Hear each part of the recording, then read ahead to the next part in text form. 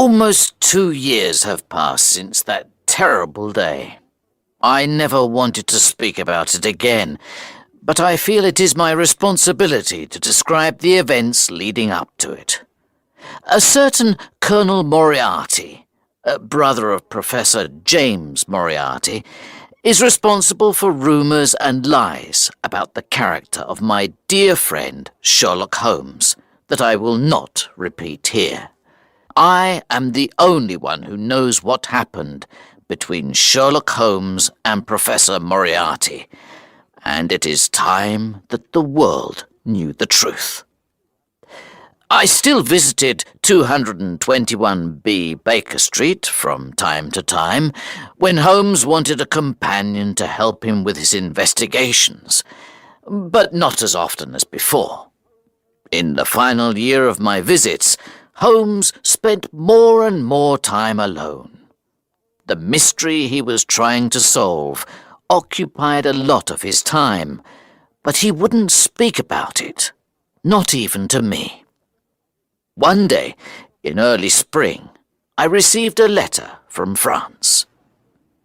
Dear Watson, I am working in France for the French government on an important matter that will take me many months to solve. The weather is good, but the food is not so good. I hope all is well with the surgery. I will write again soon. Sherlock Holmes. From the letter, it seemed clear that I would not see him for some time, so you can imagine my surprise when only a month later he appeared at the window of my surgery. He looked pale and very worried. He entered at a door around the side. I know what you're thinking, he said before I could speak. I look terrible. I watched as Holmes went around the room making sure all the windows were locked. He closed the blinds. Holmes, what's the matter? I asked. Air guns, he replied. Air guns? I think you know me by now, he continued. I am not a nervous man, but there's a difference between stupidity and courage. And when someone is trying to kill me, I don't want them to have a clear shot through your windows. Do you have anything to drink? I gave him a glass of water. He checked the windows again. I'm sorry for coming here so late. I won't stay long. I think it's best if I leave over the wall at the back, he said. Holmes, please explain what all this is about. He said nothing. I looked at his hand. It was bleeding. I offered him something to clean it with. Holmes, this isn't a little fight. Look at your hand. Are you alone here in the surgery? He asked. Yes, I am now. There is another doctor who helps me during the week. Maybe he can help while you're away. I want you to come with me on a trip to Europe. I'm not sure of the exact location. We can decide when we get there. Holmes's behaviour was very strange. He never went on holiday. He certainly didn't go on trips for no reason. He saw the worried look in my eyes. There's only one person I can trust with this information, Watson, and that's you. For the first time in my life, he said, I have finally met my equal. His name is known to every criminal in London, but ask anyone in the street, and they'll say they've never heard of him. Professor Moriarty. The man is a genius. He's a criminal mastermind. Moriarty? A mastermind? You see? He laughed. No one knows the real Moriarty, but I do. The man is responsible for half the crimes in London. I could continue working for the French government. It's a nice life. It's well paid. But I cannot rest until Moriarty is in prison. Half the crimes in London? I repeated. But if you really believe this, why haven't you asked Scotland Yard to arrest him? Do you have the evidence? Crimes happen all the time. The criminal is caught. Sometimes they go to prison, then someone pays money and they go free. Sometimes they are never found. The important thing is that the man who controls everything is never caught. No one must ever suspect him. But what does he do? Everything and nothing. He is a well-educated university professor and one of the greatest mathematicians in Europe. At the age of 21, he wrote a thesis that was read all over the world. He was offered a job at a university. He worked very hard, but not towards anything good. He moved to London, where he has chosen to use his extraordinary brain for a life of crime. No one knows the criminal world better than I do. For years I have known that there is someone else behind the crimes I investigate. He is like a spider that sits in the center of a very large web. He plans, he sits, and he waits. He makes the threads, and I follow them. In 3 days' time, with my information, they could arrest Moriarty and all his men. But if I take one step in the wrong direction, then all my work counts for nothing. I was sitting in my chair, thinking about a case this morning, when a man walked into my room. I knew him immediately. His forehead was high, his skin was pale, and his shoulders were round from the time spent in his study. His eyes were so dark, I couldn't read the slightest emotion in them. He observed me with simple curiosity, as his head moved from side to side, like a snake. "You're not as intelligent as I thought," he said. "Don't you know it's dangerous to keep a loaded gun in your pocket?" I took out the gun that was in my pocket and put it on the table, but I kept my fingers close to it. "You know who I am," he hissed softly. "If you have something to tell me, Professor Moriarty, I am free for around 5 minutes," I replied. Holmes moved around the room restlessly. "And what happened next?" I asked. Moriarty asked me if I would continue with my investigations. I told him he already knew the answer. "Then you know mine," he replied. He put his hand in his pocket. I placed my fingers on the gun on the table. But instead of a gun, he took out a notebook and read aloud. "On the 4th of January, you passed me in the street. On the 23rd of January, you were in my way. In the middle of February, you were causing me problems. By the end of March, I had to change my plans. Now I find, a month later, that you are trying to take my freedom from me. We both know that this cannot continue." "You're right," I said. "It won't continue. Give me 3 more days, and it will end." "You're an interesting opponent, Holmes.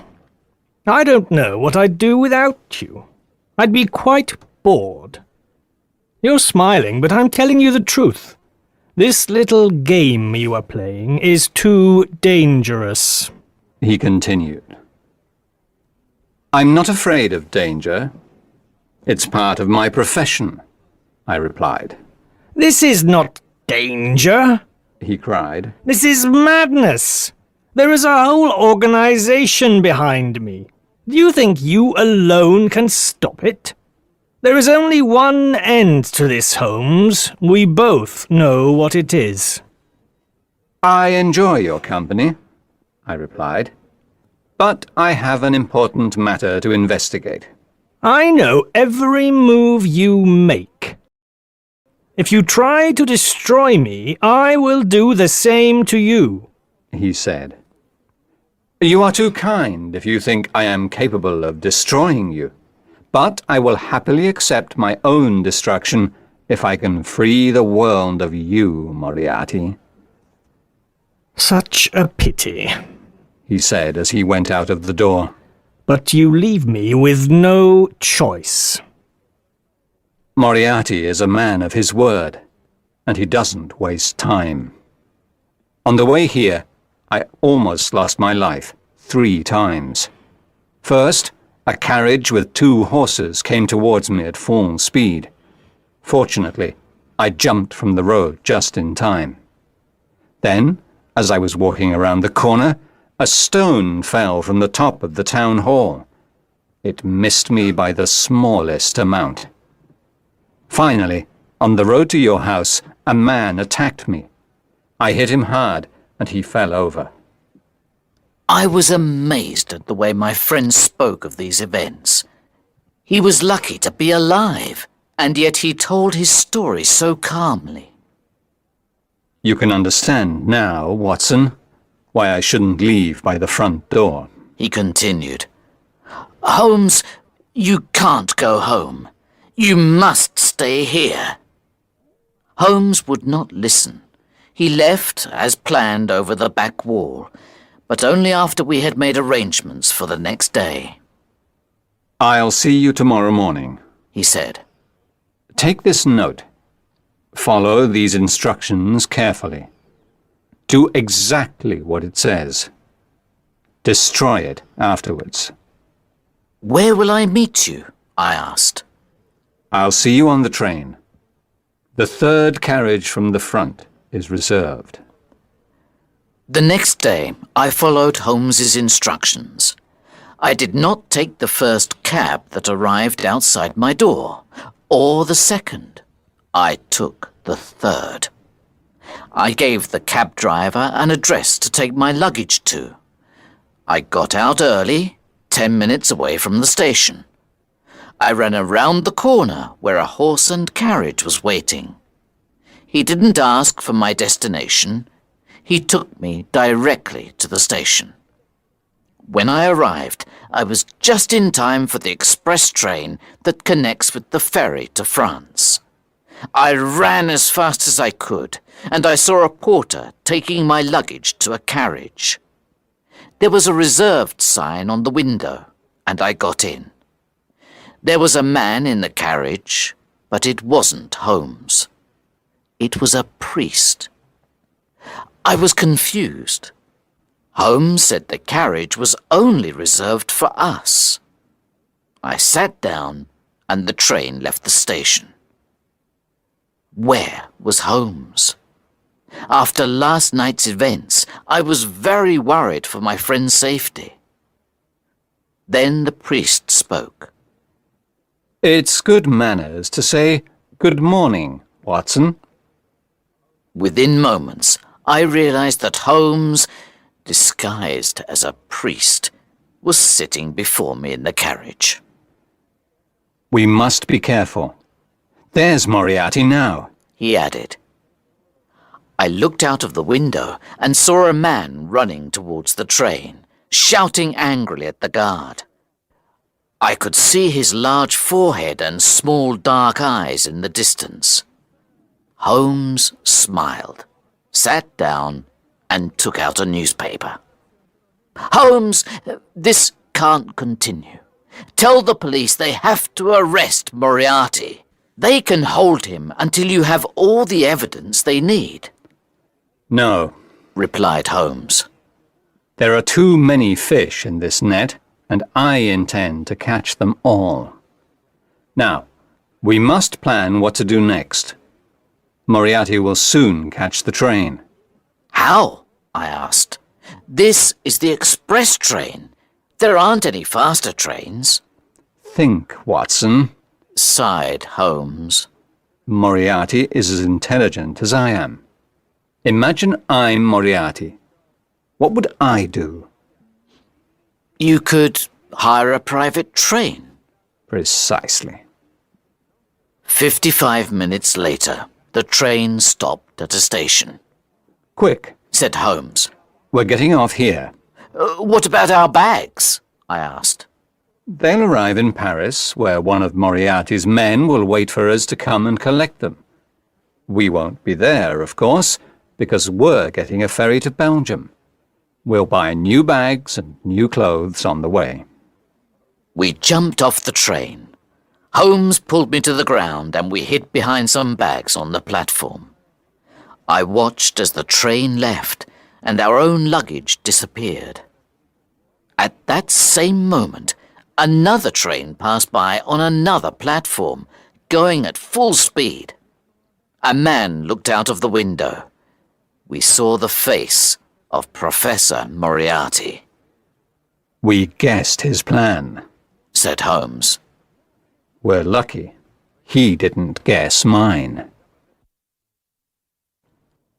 On the third day of our travels in Europe, Holmes sent a telegram to the police.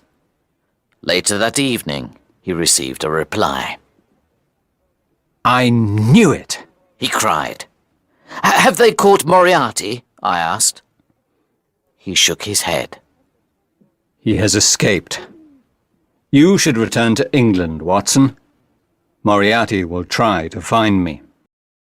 No, I said. I'm going to come with you. We discussed the matter for over an hour until Holmes became bored and agreed that I could stay. Holmes decided it was best for us to walk from France into Switzerland with the help of a local guide. One day, after days of walking, we sat down on a pretty area of grass to eat.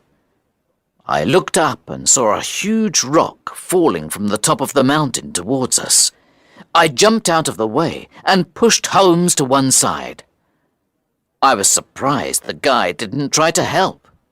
He told us coldly that rocks often fell from the mountain. It was wise to be careful. Who's there? I cried.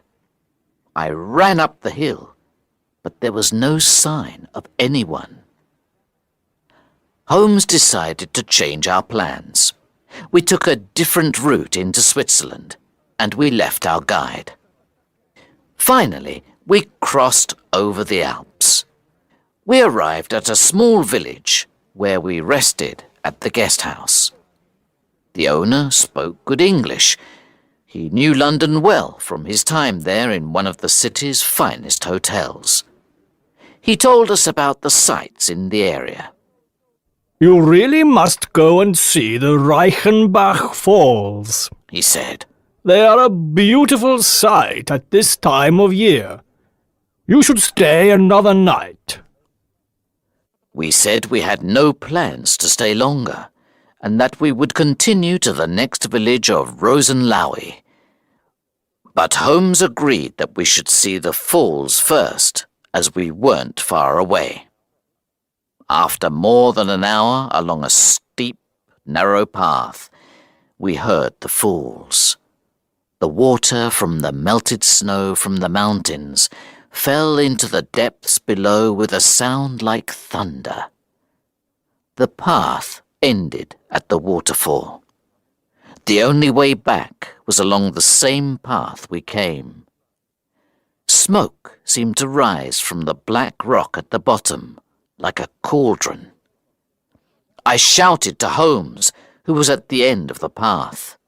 I heard the echo of my voice from the bottom of the falls. We rested on a rock near the falls to admire the view. Soon after, a young Swiss boy came running towards us with a note in his hand. Herr Doctor, He shouted to me. He handed me the note. It was written in English.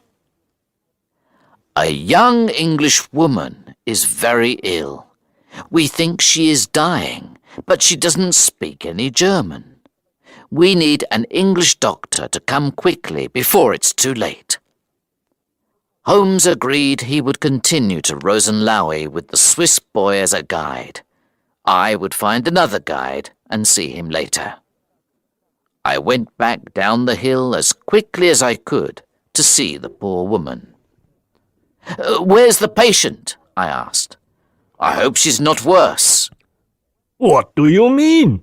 The guest house owner asked. I handed him the note written on hotel paper. Didn't you write this? I asked. No, he said. This is very strange. Can you remember anyone asking you for paper? Not long before you left, a well-educated Englishman came here. I didn't wait to hear any more, because I knew the rest. When I was coming down the path to the hotel, I remembered seeing a man on the other side of the hill walking up towards the falls. He was tall and thin, and I ran back up the path, but it took longer to go up than to come down. When I arrived, Holmes wasn't there. My worst fear was true. There wasn't a sick English lady. It was all a lie, so that I would leave Holmes. I tried to think what Holmes would do. It didn't take long to find out what happened. The sight of Holmes's walking stick against a rock nearby told me that his journey went no further than the end of the path by the waterfall. There were no footprints returning back towards the path. I could see the torn roots of plants, and finally the mark of a long fingernail in the ground at the edge of the falls. I looked over into the black water beneath and shouted as loudly as I could, "Holmes! Sherlock Holmes! Sherlock Holmes!" came the echo of my own voice. I shouted again, but it was no good. In that cauldron was one of the world's most dangerous criminals, and in my stomach I knew my friend and one of the world's greatest detectives was with him until the end. Then, on the rock next to the walking stick, I saw a small silver case. I picked it up. There was a note inside. It read, I am grateful to Professor Moriarty for giving me this opportunity to write to you. Now I will finally defeat one of the world's greatest criminals. Tell everyone the news. The police have all the information they need. I have left a file with my brother, Mycroft. I am sorry, Watson, because I know this will be particularly difficult for you, my dear friend. But my disappearance from this world is the price I must pay. Yours truly, Sherlock Holmes. Then I understood the guide was paid by Moriarty, and Holmes was left alone for the final battle with Moriarty, which ended, so the local police say, with both men falling to their deaths in the falls. The information Holmes left with the police was enough to send most of Moriarty's men to jail, but little was ever said of their leader, which is why I feel it is my duty to speak of it now. I cannot replace the emptiness that has been left in my life. But maybe Holmes was right. His disappearance was the price only a brilliant detective could pay. Sherlock Holmes was, and always will be, the best and wisest man that I have ever known.